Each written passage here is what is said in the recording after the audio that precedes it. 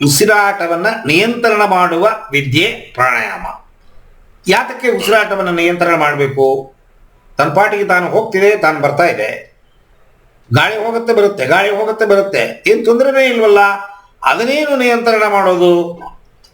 ಯಾವಾಗಲೂ ಪ್ರಶ್ನೆ ಕೇಳೋ ಬುದ್ಧಿ ಮಕ್ಕಳು ನೋಡಿ, ಚಿಕ್ಕ ಮಕ್ಕಳು ನೀವೇನಾದ್ರು ಹೇಳಿದ್ರೆ ಪ್ರಶ್ನೆ ಮೇಲೆ ಪ್ರಶ್ನೆ ಮೇಲೆ ಪ್ರಶ್ನೆ ಮೇಲೆ ಪ್ರಶ್ನೆ ಮೇಲೆ ಫುಲ್ ಸ್ಟಾಪೇ ಇಲ್ಲ, ಕೇಳ್ತಾನೆ ಇರುತ್ತೆ. ಅದು ಕೊನೆಗೆ ಬೇಜಾರಾಗ್ಬಿಟ್ಟು ನಾವು ಹೋಗಾಗ ಕಳಿಸ್ಬಿಡ್ತೀವಿ. ಆ ಥರ ನಮಗೆ ನಾವೇ ಪ್ರಶ್ನೆ ಕೇಳ್ಕೋಬೇಕು, ಆವಾಗಲೇ ಉತ್ತರ ಸಿಗತ್ತೆ. ಪ್ರಾಣಾಯಾಮ ಅಂದರೆ ಪ್ರಾಣಶಕ್ತಿಯನ್ನು, ಉಸಿರಾಟವನ್ನು ನಿಯಂತ್ರಣ ಮಾಡುವ ವಿದ್ಯೆ. ಪ್ರಾಣಶಕ್ತಿ ಉಸಿರಾಟವನ್ನು ಯಾತಕ್ಕೆ ನಿಯಂತ್ರಣ ಮಾಡಬೇಕು? ಪ್ರಾಣಾಯಾಮ ತಾನೇ ಗಾಳಿ ಹೋಗುತ್ತೆ ಬರುತ್ತೆ ಇಲ್ಲ, ಅದನ್ನೇ ನಿಯಂತ್ರಣ ಮಾಡೋದು ಪ್ರಶ್ನೆ. ಅಂದರೆ ನೀವು ಮಾಡುತ್ತಿರುವ ಶ್ವಾಸಕ್ರಿಯೆ ಸರಿಯಿಲ್ಲ ಹಾಗೆ ಅಂತ ಅರ್ಥ. ಈ ಪ್ರಾಣಾಯಾಮ ಅಂತ ಒಂದನ್ನು ಕಂಡುಹಿಡಿದ್ದಾರೆ. ಯಾತಕ್ಕೆ ಕಂಡುಹಿಡಿದ್ದಾರೆ? 99.9% ನಾವು ಏನು ಉಸಿರಾಟ ಮಾಡ್ತಿದ್ದೀವಿ ಅದು ಸರಿಯಿಲ್ಲ. ಸರಿಯಾದ ಉಸಿರಾಟವೇ ಪ್ರಾಣಾಯಾಮ. ಏನದು ಸರಿಯಾದ ಉಸಿರಾಟ? ಸರಿಯಾದ ಉಸಿರಾಟ ಎಲ್ಲಿಂದ ಶುರು ಆಗುತ್ತೆ? ನೀವು ಸಣ್ಣ ಮಕ್ಕಳಲ್ಲಿ ನೋಡಿ, 6 ತಿಂಗಳು 8 ತಿಂಗಳು 10 ತಿಂಗಳು ಮಕ್ಕಳು, 2 ವರ್ಷ 3 ವರ್ಷ 4 ವರ್ಷ ಮಕ್ಕಳು, ಮತ್ತು ನಾಯಿ, ಕತ್ತೆ, ಕುದುರೆ, ಪಕ್ಷಿಗಳು, ಪ್ರಾಣಿಗಳು ಇವುಗಳನ್ನೆಲ್ಲ ಅಬ್ಸರ್ವ್ ಮಾಡಿ ನೋಡಿ ನೀವು. ಹೊಟ್ಟೆಯಲ್ಲಿ ಉಸಿರಾಟ ಮಾಡುತ್ತೆ. ಭಗವಂತ ಒಂದು ಹೆಂಗಸು ಯೋನಿಯಿಂದ ಒಂದು ಶಿಶು ಹೊರಗಡೆ ಬಂದಿದ ತಕ್ಷಣ ಪ್ರಾಣ ಶಕ್ತಿ ದೇಹಕ್ಕೆ ಹೋಗೋಕ್ಕೆ ಶುರು ಆಗುತ್ತೆ. ಅಲ್ಲಿ ತನಕ ಹೃದಯದ ಬಡಿತ ಇರುತ್ತೆ ಹೊರತು ಉಸಿರಾಟ ಇರಲ್ಲ. ಉಸಿರಾಟ ಯೋನಿಯಿಂದ ಹೊರಗೆ ಬಂದ ಮೇಲೆ ಶುರು ಆಗುತ್ತೆ. ಹೊಟ್ಟೆ ಒಳಗಡೆ ಉಸಿರಾಟ ಇಲ್ಲ, ಹೃದಯದ ಬಡಿತ ಮಾತ್ರ.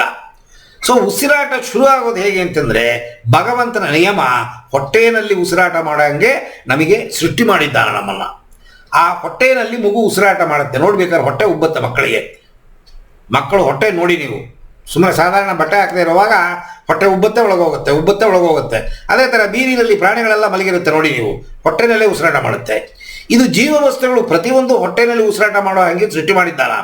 ಆದರೆ ನಾವು ಹೊಟ್ಟೆನಲ್ಲಿ ಉಸಿರಾಟ ಮಾಡಲ್ಲ. ಇದೇ ತಪ್ಪು. ಈ ತಪ್ಪನ್ನು ಸರಿಪಡಿಸೋದಕ್ಕೆ ಪ್ರಾಣಾಯಾಮ ಅಂತ ಕಂಡುಹಿಡಿದಿದ್ದಾರೆ. ಅಂದರೆ ಕಿಬ್ಬೊಟ್ಟೆ ಶ್ವಾಸ ಅಂತ ಹೇಳ್ತೀವಿ ಇದನ್ನು ಸೈಂಟಿಫಿಕ್ ಆಗಿ. ಇಂಗ್ಲೀಷಲ್ಲಿ ಹೇಳಬೇಕು ಅಂತಂದರೆ ಅಬ್ಡಾಮಿನಲ್ ಬ್ರೀತಿಂಗ್ ಅಂತ ಹೇಳ್ತೀವಿ. ಇನ್ನೂ ಸೈಂಟಿಫಿಕ್ ಆಗಿ ಕರೆಕ್ಟಾಗಿ ಟರ್ಮಲ್ಲಿ ಹೇಳಬೇಕು ಅಂತಂದರೆ ಡಯಾಫ್ರಾಗ್ಮ್ಯಾಟಿಕ್ ಬ್ರೀತಿಂಗ್ ಅಂತ ಹೇಳ್ತೀವಿ. ಏನದು ಡಯಾಫ್ರಾಗ್ಮ್ಯಾಟಿಕ್ ಬ್ರೀತಿಂಗು? ನಮ್ಮ ಎದೆಗೂ ಹೊಟ್ಟೆಗೂ ಮಧ್ಯದಲ್ಲಿ ಅರ್ಧ ಅಡಿ ಗ್ಯಾಪಲ್ಲಿ ಡಯಾಫಾರಮ್ ಅಂತ ಒಂದು ಪದರವನ್ನು ಇಟ್ಟಿದ್ದಾನ ಭಗವಂತ.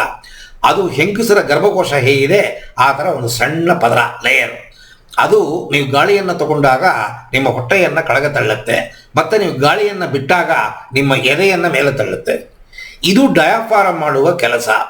ಒಂದು ಮಗು 5 ವರ್ಷ 4 ವರ್ಷ 5 ವರ್ಷ ಮುಟ್ಟಿದಾಗ ಆ ಡಯಾಫಾರಮ್ ಬ್ರೀತಿಂಗು ಕಡಿಮೆಯಾಗಿ ಚೆಸ್ಟ್ ಬ್ರೀತಿಂಗ್ ಆಗೋಗುತ್ತೆ. ಅಂದರೆ ಡಯಾಫಾರಮ್ ಮಧ್ಯದಲ್ಲಿರೋದು ಎದೆ ಹತ್ರ ಹೋಗಿ ಸೇರ್ಕೊಂಡ್ಬಿಡುತ್ತೆ. ಎದೆ ಹೊಟ್ಟೆ ಬೆಳೆದು ಬೆಳೆದು ಬೆಳೆದು ಡಯಾಫಾರಮನ್ನು ಮೇಲೆ ತಳ್ಳಿ ಡಯಾಫಾರಮ್ ಕೆಲಸವನ್ನು ಕಮ್ಮಿ ಮಾಡಿಬಿಡುತ್ತೆ. ಇಷ್ಟು ಆಡ್ತಾ ಇರೋದು ಬರೀ ಇಷ್ಟು ಮಾತ್ರ ಆಡುತ್ತೆ.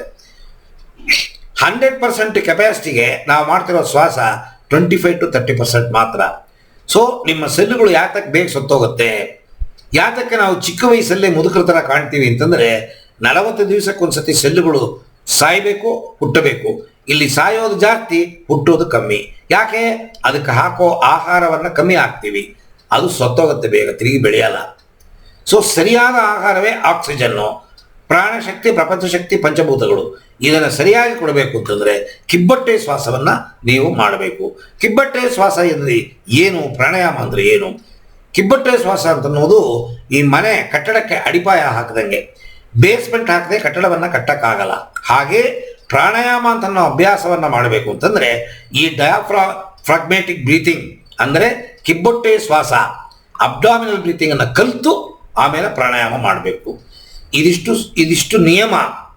ನೀವು ಯಾವ ಯೋಗಾಭ್ಯಾಸವನ್ನು ಕಲಿತರೂ ಈ ಪ್ರಾಣಾಯಾಮ ಅಂತ ಅನ್ನೋದು ತುಂಬ ತುಂಬ ತುಂಬ ತುಂಬ ಇಂಪಾರ್ಟೆಂಟು.